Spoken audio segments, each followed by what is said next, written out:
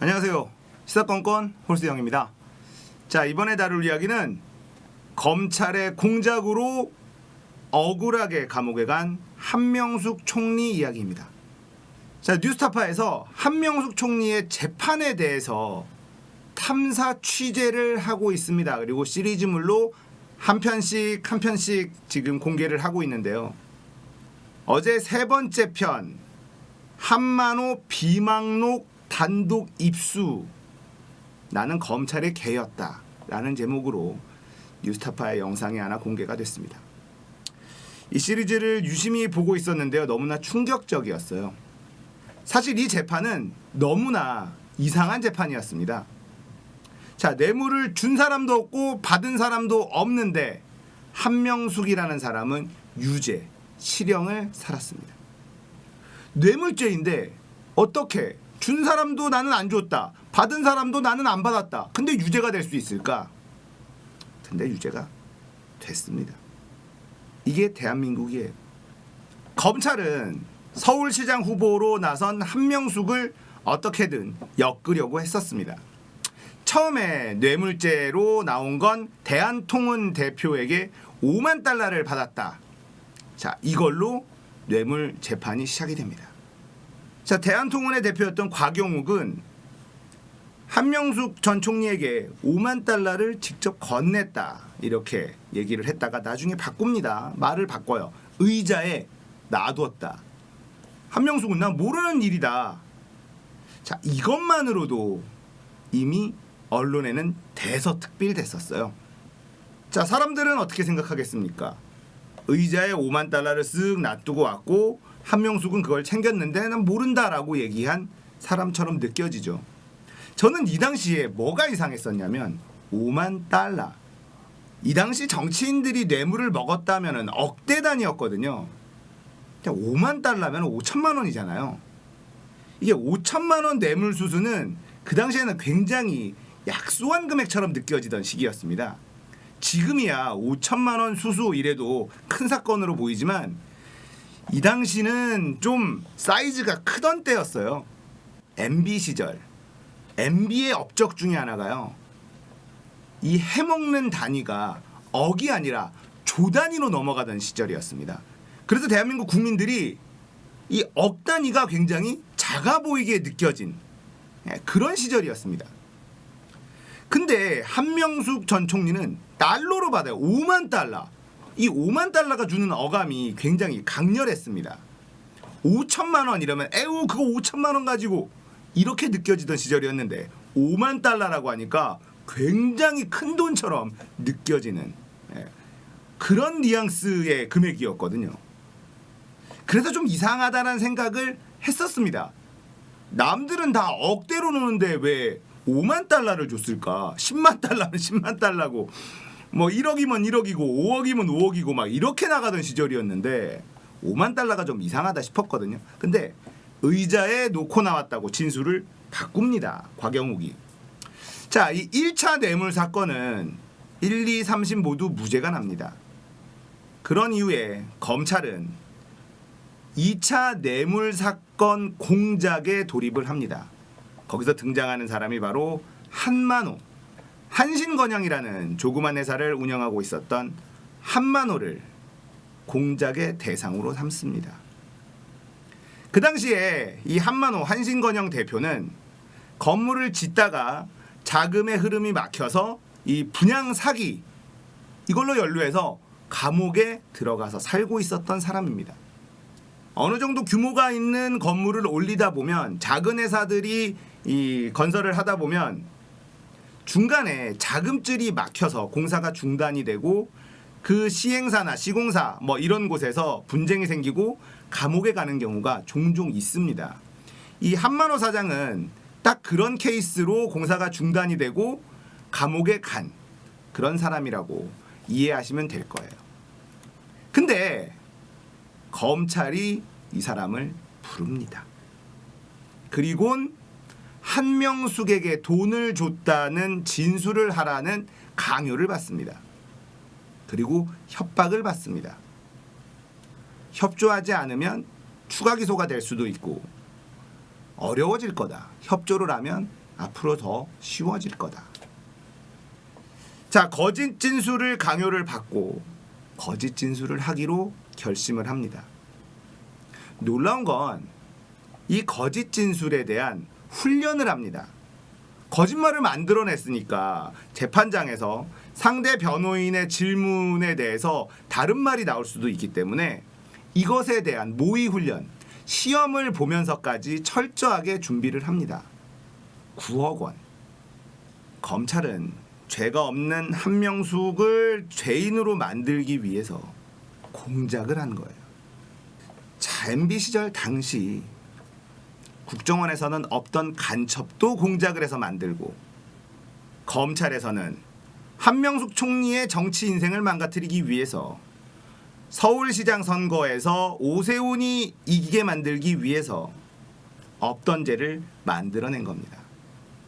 그렇게 연습까지 하면서까지 재판을 준비를 합니다. 자, 이 뉴스타파 영상을 보고 있으면 놀라운 사실이 나오는데요. 6억 원이 그 당시 한나라당 정치인에게 들어갔다라는 진술을 합니다.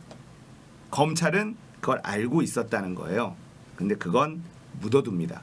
그리고는 전혀 돈을 받지도 않았던 한명숙이 돈을 받았다고 해라, 이것만 강요하고는 그 진술을 받아냅니다. 1200페이지가 넘는 한만호 사장의 비망록이 뉴스타파에게 입수가 됐고 그 내용이 정리가 되면서 나오고 있는데요. 이 비망록 내용을 보면 한만호라는 사람이 죄책감에 굉장히 시달리게 됩니다. 그리고 이런 얘기도 합니다. 한만호는 검찰에게 이런 질문을 합니다. 이게 선거에 영향을 끼치려고 하는 것 아니냐. 내가 이런 거짓 진술을 하기로 결심을 했지만 이 내용은 선거가 끝난 다음에 나갔으면 좋겠다. 그러면 더 성실하게 협조하겠다. 이런 얘기를 했어요. 검찰은 그렇게 할 거다. 하지만 선거가 다가오면서 검찰이 언론에 이 한만호의 진술을 흘리기 시작합니다. 한만호는 언론에 나오는 자신의 진술 내용을 보면서 엄청난 죄책감에 시달렸고 법정에 가서 이 검찰에게 썼던 진술을 뒤집는 결심을 합니다. 자, 그렇게 첫 번째 재판에서 한만호는 진술을 번복합니다. 저건 거짓말이다. 검찰에 의해서 강요된 진술이었고 한명숙 전 총리는 나한테 돈을 받아간 적이 없다. 그렇게 1심은 무죄가 됐습니다. 그런데 2심이 어떻게 유죄가 났을까? 2심은 바로 정영식 판사, 이재용을 풀어줬었던 정영식 판사가 돈 준 사람이 없는데 받은 사람도 없는데 이걸 유죄를 만듭니다. 동생이 전세 자금을 유용해서 정치 자금으로 활용을 했다. 수표가 나왔다. 말도 안 되는 걸 엮어서 유죄를 만들고요.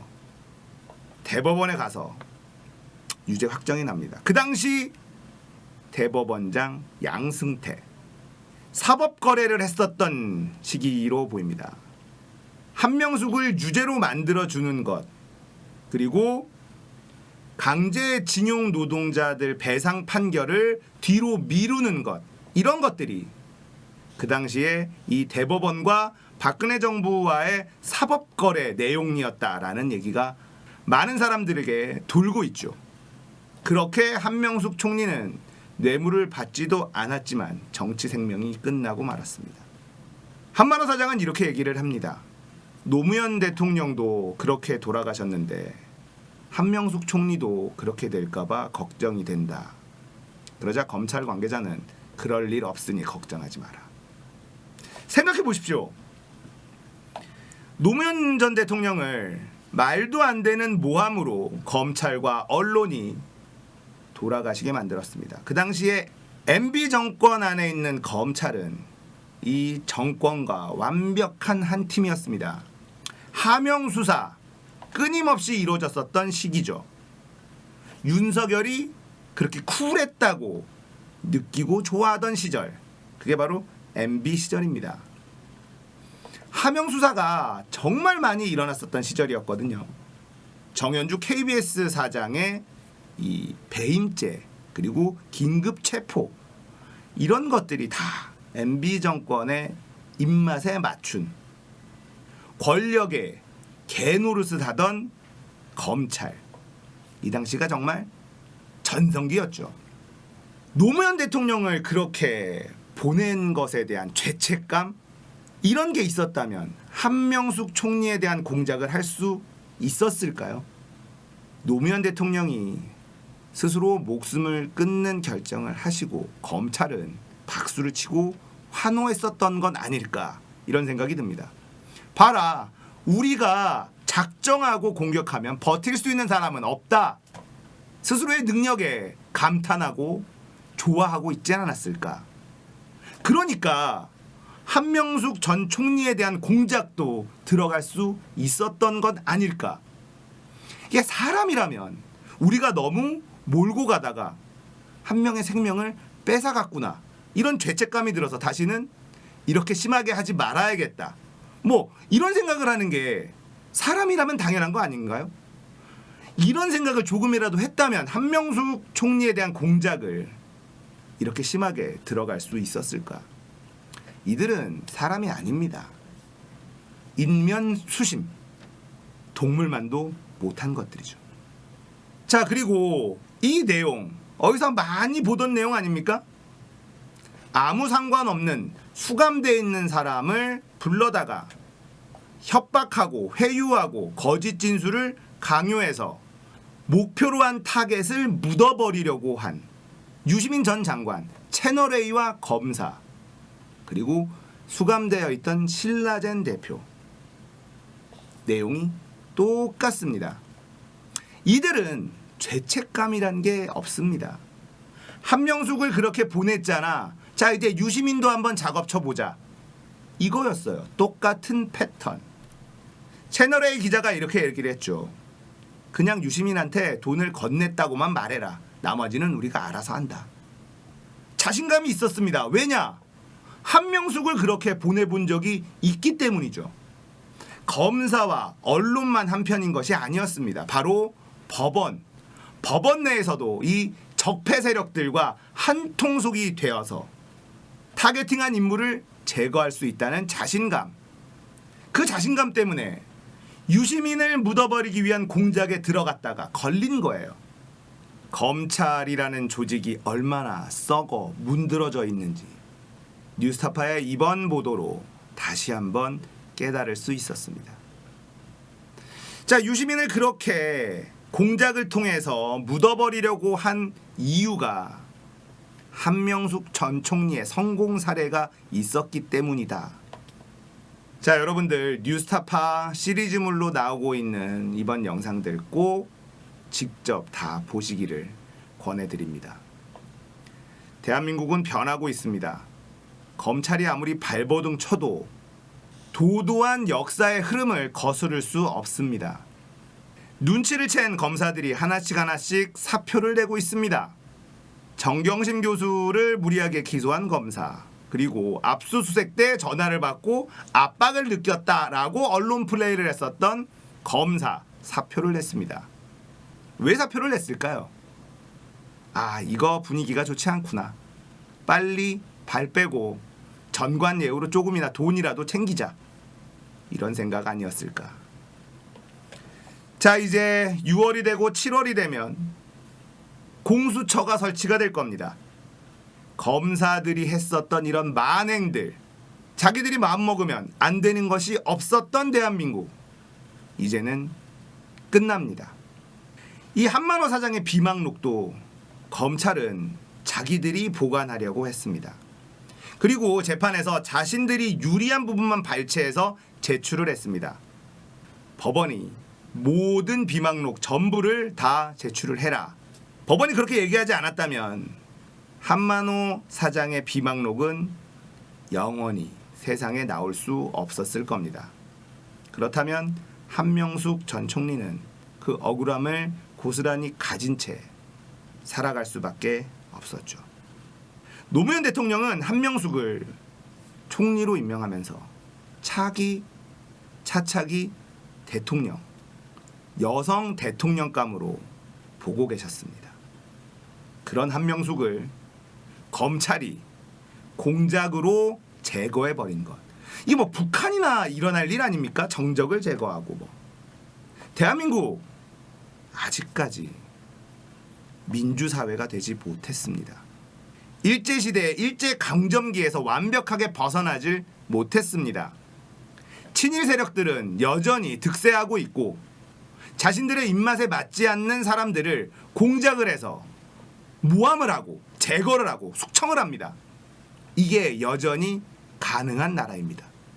문재인 정부가 들어서서 정말 다행입니다.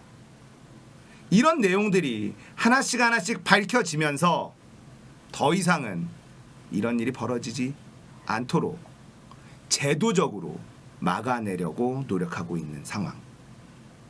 깨어있는 시민들이 이제는 역사를 뒤로 되돌리지 않을 겁니다. 김대중, 노무현 대통령 망가진 대한민국을 정말 많이 끌어올렸습니다. 하지만 이명박, 박근혜가 훨씬 더 뒤로 되돌렸습니다. 문재인 대통령은 뒤로 돌아간 대한민국을 다시 돌려 세우고 있는 중입니다. 빨리 21대 국회가 열리고 공수처 설치하고 강하게 검찰 개혁 그리고 죄 지었던 검사들 다 처벌하는 그날이 빨리 왔으면 좋겠습니다. 강력한 공수처장을 필두로 해서 정말 칼춤 한번 시원하게 쳤으면 좋겠습니다. 대한민국 역사상 한 번도 제대로 이루어지지 않았던 청산이라는 것을 제대로 한번 했으면 좋겠습니다. 자, 오늘 이야기 여기까지입니다. 공감되셨다면 구독, 좋아요, 알람 설정 부탁드릴게요. 감사합니다.